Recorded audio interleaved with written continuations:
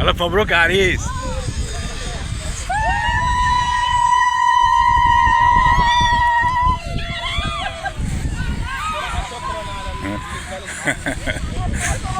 ألف مبروك يا عم.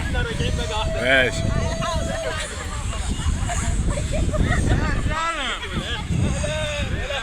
حبيبي. تمام. وين يا عم المدير؟ يلا بقى الجميلة بقى كمليها.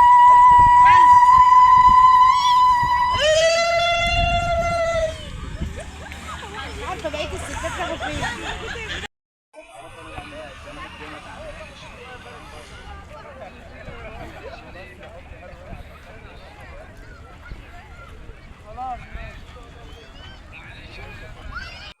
هتستغربوا من رد فعل ندى بنت حمد ووفاء بعد خبر خطوبة زياد حوارات اللي هو طبعا ابن خالها. ندى كل التوقعات ان زياد كان لندى لما كانوا في مصر يعني خلاص كان معظم الناس قالت خلاص زياد ندى او الحاجة ام محمود قالت خلاص انا اخترت لك العروسة، واعتمدوا ان خلاص زياد لندى. طبعا الموضوع عكس كل التوقعات ورد فعل ندى بعد خطوبة زياد حوارات.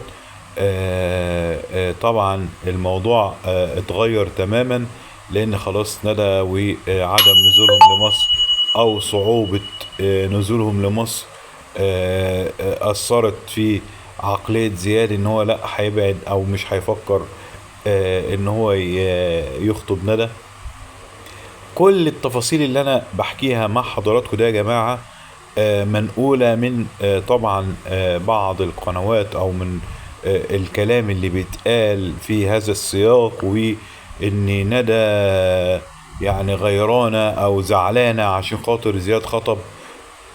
وانا بقول لحضراتكم زياد انتوا قلتوا لسه صغير في عن المرحلة دي، وان هو يعني مش جاهز ان هو يفكر في خطوبة، لسه حياته مستقبله لسه الموضوع بدري عليه. طيب دخلنا كمان ندى في القصة وعملت مقارنة. طبعا يا جماعة انا برد على القنوات اللي فتحت هذا الامر، يعني انا برد عليهم. يعني ندى دخلت في الموضوع، ومش بس كده نجار قبلها او نجار ما زالت، لا ده زياد خاطب نجار وصور بتنزل وكلام بيتقال ان في خطوبة زياد ونجار، والحاج رزق معترض على الجوازة، وقبل ده كله ابو زياد كمان معترض على الخطوبة ديت. فالموضوع في قلق، وان كمان زياد ونجار مهددين ان هم كمان يبعدوا عن بعض. شفتوا النبي الكلام؟ يعني انا يعني الكلام وتسمعوا التفاصيل ديت من بعض القنوات وتحسوا ان الموضوع يعني راكب على بعضه، بتحسوا ان الموضوع حقيقي. يعني هم عاملين يعني بيسموها ايه، محضرين كلام وكاتبينه سكريبت ولا اسمه ايه، المهم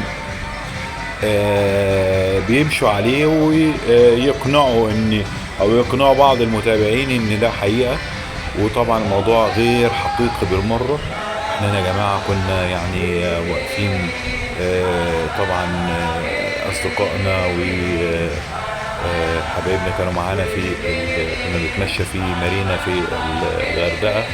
طبعا نزل بالمصر ونزل الغردقة، عارف الكلام ده كويس. كان في واحدة أجنبية عاملة حفلة، واحنا هنا كنا واقفين مع أصدقائنا بنصور، وفي طبعا يعني بعض المشاهد كده، يعني في الست اللي هي يعني بترقص ديت يعني على الله إن شاء الله.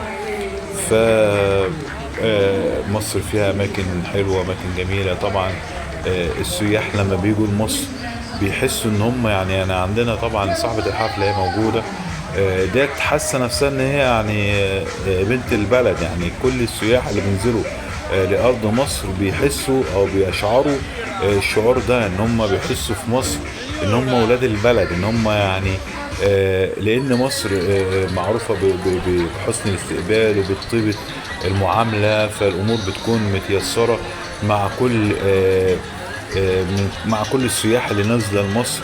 بيحسوا ان هم فعلا في بلدهم واكتر كمان، يعني الامور بالنسبة لهم بتكون واخدين حريتهم واخدين حقهم بشكل كبير في بلدنا المحروسة مصر. فانا زي ما قلت لحضرتك يا جماعة، كل الكلام اللي بيتقال من خرافات في هذا الامر ده فعلا خرافات، ليس له اساس من الصحة. موضوع ان زياد بيحب ندى وان هم ازاي بعدوا عن بعض، وان زياد غدار وزياد بياع وانت ازاي تغدر بيها، ازاي ما استنتهاش. لسه ندى بنت في التعليم، طموحها ان هي عايزه تكون دكتوره، لسه بتفكر في حياتها. ليه ندخلها في ده؟ لسه ندى المرحله الطفوله ما زالت لسه مستمرة معاها، لسه ما العقل ما تكونش بشكل ان هو يفكر ان لا انا زياد ليا وانا لزياد والكلام ده. لسه الموضوع يا جماعة يعني ما وصلش للمرحلة دي. فانا زي ما بقول لحضراتكم الموضوع خرافات بتتقال، ليس لها اساس من الصحة. حضراتكم كتبتوا لسه زياد صغير، وكمان زياد ما يعرفش هو عايز ايه. كلام مهم جدا، ولكن انا اللي بيزعلني بندخل البنات الصغيرين في الموضوع ليه؟ يعني كمان في ناس بتتفرج عليهم وبنات في نفس السن هيفكروا هياخدوا دول طبعا نموذج ليهم.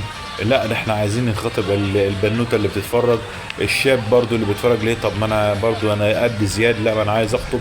فبلاش يا جماعه، لسه بصوا لمستقبلكم اكتر من الموضوع ده.